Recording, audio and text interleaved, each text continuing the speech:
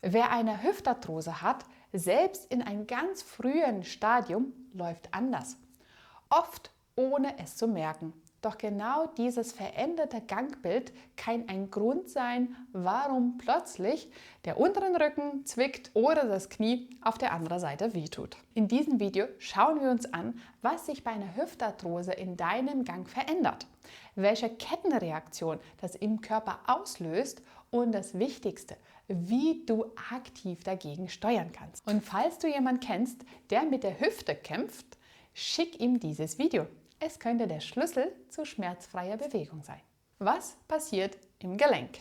Zuerst müssen wir verstehen, eine Arthrose betrifft nicht nur den Knorpel. Es ist eine Veränderung des gesamten Gelenks, inklusive der Knochen, der Gelenkkapsel und der Weichteile drumherum. Das führt dazu, dass das Gelenk fest wird. Zwei Dinge gehen meistens als erstens verloren. Die Innendrehung. Deine Hüfte lässt sie nicht mehr so gut nach innen drehen. Als Folge stehen Betroffene oft mit nach außen gedrehte Füße da, wie eine Ente. Das Zweite, die Streckung. Das Bein nach hinten zu führen, wird schwerer. Man fällt in eine leichte Schonhaltung, in so eine Beugehaltung, wodurch die Schritte kürzer und langsamer werden. Dein Körper ist ein Meister der Kompensationen. Wenn die Hüfte nicht will oder kann, müssen die Nachbarn helfen. Gehen wir den Schritt einmal von hinten nach vorne durch. Angenommen, meine rechte Seite hat eine Hüftarthrose. Wenn dein Bein hinten steht, müsste die Hüfte gestreckt sein. Da sie das nicht kann, kippt dein Becken nach vorne.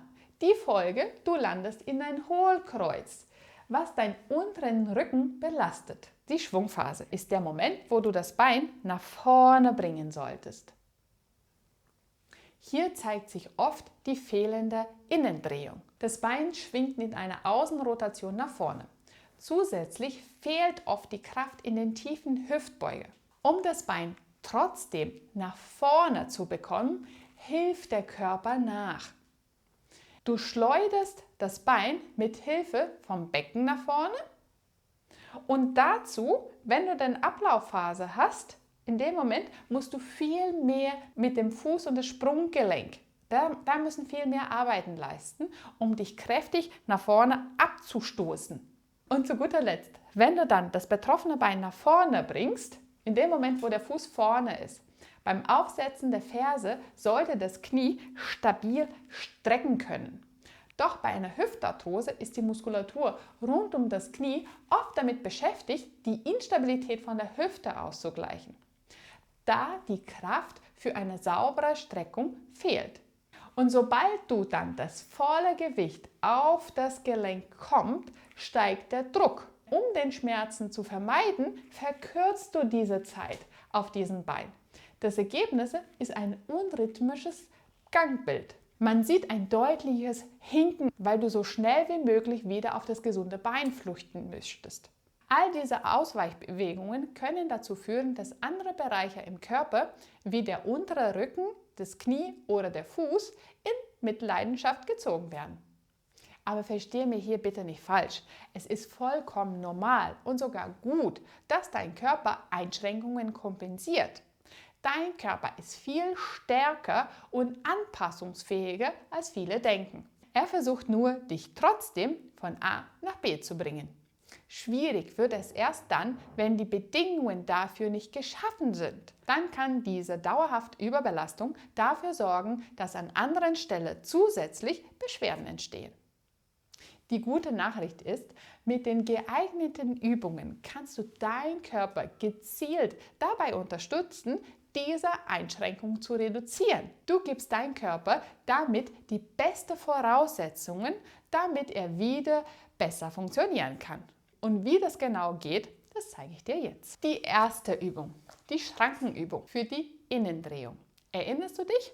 Die Innendrehung geht als allererstens verloren und wir holen sie uns zurück. Du setzt dich auf den Stuhl hin, so dass die Oberschenkel gut auf der Sitzfläche platziert sind. Deine Knie sind aber ungefähr so ein Teil von der Sitzfläche entfernt und können sich gut bewegen. Du platzierst irgendwas zwischen deine Beine. Es kann ein Buch sein, es kann so ein Yoga-Block sein, es kann auch so eine Faszienrolle sein. Es geht darum, dass du die Bewegung jetzt auf die Drehung fokussierst. Dann als nächstes achte darauf, dass du nicht rund wirst vom Rücken, dass du nicht zusammensackst, sondern du kippst das Becken ein kleines bisschen in Hohlkreuz und bleibst mit einer aufrechten Haltung. Und von dieser Position aus solltest du jetzt die Füße, die nach unten zeigen, die sollst du jetzt halt nach oben bewegen, Richtung Decke. Achte darauf, macht das einen Unterschied? Hast du bei der Arthrose-Seite weniger Innendrehung als bei der gesunden Seite? Genau das wollen wir jetzt wieder gleichmäßig hinbekommen. Aufrechte Haltung, etwas zwischen deine Knie, achte darauf, dass das Becken leicht in Hohlkreuz ist und dann drehst du die Unterschenkel nach oben. Du kannst auch sehr gerne deine Hände hier an der Hüfte platzieren, seitlich. Da solltest du auch die Drehung von den Oberschenkelknochen in der Pfanne spüren. Und dann wieder zurück. Diese Bewegung versuchst du so langsam wie möglich, aber vor allem so endgradig wie möglich durchzuführen. 15 bis 20 Wiederholungen sollen das Minimum werden und im besten Fall 2 bis 3 Serien davon. Wenn du gut trainiert bist, dann kannst du auch noch gerne einen kleinen Gummiband unten an den Fersen fixieren, damit der Widerstand höher wird. Zweite Übung, die Hüftöffner. Damit dein Becken nicht mehr in Hohlkreuz abweichen muss, weil du die Hüfte nicht genug nach hinten bekommst, wollen wir mehr Platz an der Leiste schaffen. Und dazu ist diese Übung. Du suchst dir einen Stuhl aus und am besten platzierst du dies auch direkt neben einer Wand, damit du dich festhalten kannst. Es geht hier nicht um das Gleichgewicht, sondern um die Beweglichkeit deiner Hüfte. Du willst die Hüfte wieder strecken. Das betroffene Bein platzierst du dann nach hinten. Du machst einen Ausfallschritt nach hinten und die gesunde Seite platzierst du dann auf die Sitzfläche drauf. Als erstes und am wichtigsten bringst du jetzt den Schambein, so den Scheinbeinknochen, Richtung Bauchnabel, Richtung Brustbein hin.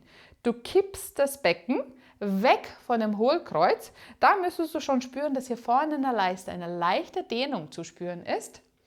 Und dann bringst du in dieser Position das Becken nach vorne. Achte darauf, dass du nicht in Hohlkreuz gehst, sondern du sollst ganz gezielt vor deiner Hüfte diese leichte Dehnung spüren.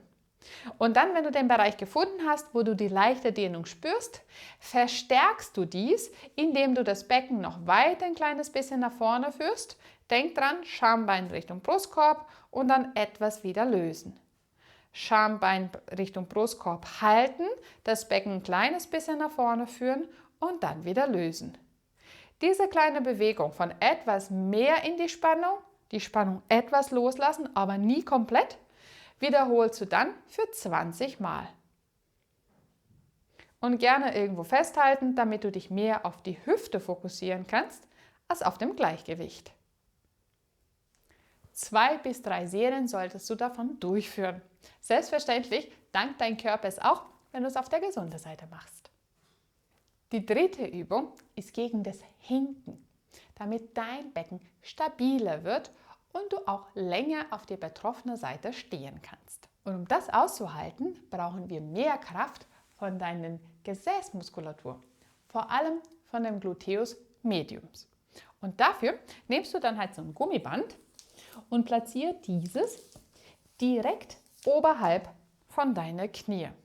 Das Vorteil von dieser Übung ist, dass du beide Seiten gleichzeitig trainieren kannst. Beginn aber mit der betroffenen Seite als erstes mit dem Fuß frei. Das heißt, du schiebst dein Po etwas nach hinten, so dass du eine leichte Beugung hast. Aber wichtig ist, der Po kommt nach hinten und nicht der Rumpf nach vorne. Was bedeuten würde, der Po kommt nach hinten und nicht den Oberkörper nach vorne. Also, schieb dein Gesäß nach hinten, bleib in einer sehr leichten Beugungsstellung, halte dich irgendwo fest, weil jetzt willst du die betroffene Seite nach hinten und nach außen bringen. Du tippst mit deinem Fuß nach hinten außen und bringst es dann langsam wieder zurück. tippst mit dem Fuß nach hinten außen und bringst es dann wieder zurück. Nach hinten außen und dann wieder zurück. Bei dieser Übung hast du zwei Vorteile. Auf deinem Standbein trainierst du es isometrisch. Das heißt, das Gelenk muss hier stabil bleiben und auf der betroffenen Seite trainierst du erstmal die Muskel in seiner voller Kraft, indem du den Muskel verkürzt, wenn du die Bewegung nach hinten machst. Dein Standknie soll aber die ganze Zeit stabil bleiben. Das heißt, vermeide, dass wenn du nach außen gehst, dass dein Knie nach innen abfällt, sondern die ganze Zeit direkt auf deinem Fuß draufsteht. 12 bis 15 Wiederholungen sollen das werden und im besten Fall schaffst du dann auch 2 Serien davon. Während die eine Seite sich erholt, machst du dann das Gleiche auf der anderen Seite. Hier, wenn du auf der betroffenen Seite stehst, ist das Wichtigste die Stabilität. Achte darauf, Gesäß kommt nach hinten, dein Knie ist leicht gebeugt und der fällt jetzt nicht nach innen weg, sondern deine Gesäßmuskulatur ist aktiv und stabilisiert dein Becken. Du bleibst gerade, Po nach hinten und dann mit dem anderen Fuß nach hinten und nach außen. Nach hinten und nach außen. Und wenn du von oben nach unten schaust, siehst du die ganze Zeit noch deine Fußspitze. Dein Knie steht nicht vor der Fußspitze. Ebenfalls hier 12 bis 15 Wiederholungen. Und wenn dir dieses Video gefällt und du mehr lernen möchtest, wie du von zu Hause aus mit einfachen Übungen deine Schmerzen lindern kannst und im Alltag stärker wirst, dann abonniere meinen Kanal. Hier zeige ich dir jede Woche neue Übungen für deine Gesundheit. Und weiter geht mit unseren 2 letzten Übungen. Wir haben gelernt, wenn die Hüfte nicht gut genug zieht, muss deine Wade viel mehr schieben. Und dafür muss sie auch stark genug sein. Das erreichst du mit dieser Übung. Du brauchst irgendwas auf dem Boden, wo du deine Vorfüße platzieren kannst. Es kann ein Stepper sein, es kann eine Stufe sein, es kann auch ein großes Buch sein. Stell dir einen Stuhl davor, so dass du nicht mit dem Gleichgewicht zu kämpfen hast. Und platziere deine Füße so, dass die Ferse komplett frei ist, ungefähr die Mitte von deinem Fuß noch auf die Erhöhung drauf steht und dann versuchst du mit beiden Füßen gleichzeitig deinen Körper nach oben Richtung Decke zu schieben, aber nicht nach vorne. Das sehe ich sehr häufig bei mir in der Praxis. Die Patienten machen halt sowas, die schieben sich so nach vorne weg und merken gar nicht, dass viele von der Effektivität von der Übung verloren geht. Das Knie bleibt gestreckt, halte dich an einer Wand fest und versuche dein Gewicht nach oben Richtung Decke zu bewegen. Bleib oben kurz ein paar Sekunden stehen, 1 bis 2 Sekunden und senke dann deinen Körper aufrecht nach unten Richtung Boden, so dass die Ferse tiefer ist als dein Vorfuß. Gerade nach oben Richtung Decke hochheben, die Knie bleiben gestreckt und du bist aufrecht und nicht nach vorne verschoben. Und dann senke die Fuß langsam, so dass die Ferse tiefer sind als dein Vorfuß. Bei dieser Übung solltest du mindestens 15 Wiederholungen schaffen. Ziel wäre sogar mit zweibeinig 20 zu schaffen. Und das Ganze im besten Fall 2 bis 3 Serien nach. Und nun unsere letzte Übung. Erinnerst du dich? Wenn du die betroffene Seite, die Fersekontakt hast, streckt sich das Knie nicht komplett. Und dann bleiben die Patienten mit so einer leichten Beugung, auch die Beugung in der Hüfte und gehen dann schlecht nach vorne. Diese Übung ist genau dafür, dass du wieder trainierst, dein Knie komplett zu strecken und auch deine Hüfte komplett zu strecken. Du bräuchtest eine kleine Erhöhung. Je höher, desto schwieriger ist die Übung. Selbstverständlich kannst du das auch an einer Treppe machen, ist es sogar effektiver. Aber wenn du zu Beginn zu viele Schmerzen hast, kannst du auch einfach mal langsam anfangen und dir danach etwas mehr steigern. Platziere deinen Fuß auf die Erhöhung drauf, so dass der gesamte Fuß da drauf ist. Und jetzt geht es darum, dass du aufsteigst auf die Erhöhung, aber mit voller Kniestreckung. Du stehst drauf, dein Knie ist komplett gestreckt und auch die Hüfte sollst du komplett strecken. Und dann gehst du wieder runter. Komplett Gewicht drauf, Knie komplett durchstrecken und auch die Hüfte komplett durchstrecken. Und geh dann wieder runter. Was auch wichtig ist bei dieser Übung, ist deine Knieachse. Das bedeutet, wenn du darauf aufsteigst und du von oben nach unten schaust, sollte dein Knie weder nach vorne abweichen, noch nach außen abweichen. Dein Fuß ist auf der Auflagefläche drauf. Wenn du nach unten schaust, ist dein Knie direkt über dein Fuß. Und dann versuchst du dein Körpergewicht nach oben zu hieven. Am Ende sollte das Knie komplett gestreckt sein, aber auch die Hüfte soll komplett gestreckt sein. Das sehe ich viel zu häufig. Patienten bleiben immer so ein bisschen gebeugt. Streck deine Hüfte. Du brauchst sie gestreckt fürs Gehen.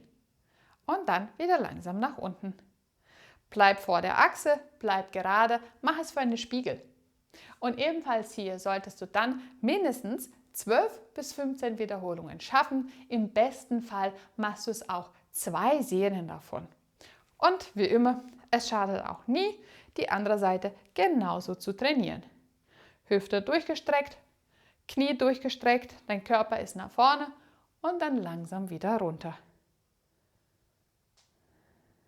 Diese 5 Übungen können dir gut dabei helfen, trotz einer Hüftarthrose rund wieder zu laufen und Schmerzen woanders zu vermeiden. Ich danke dir fürs Zuschauen und wir sehen uns wieder beim nächsten Video. Ciao!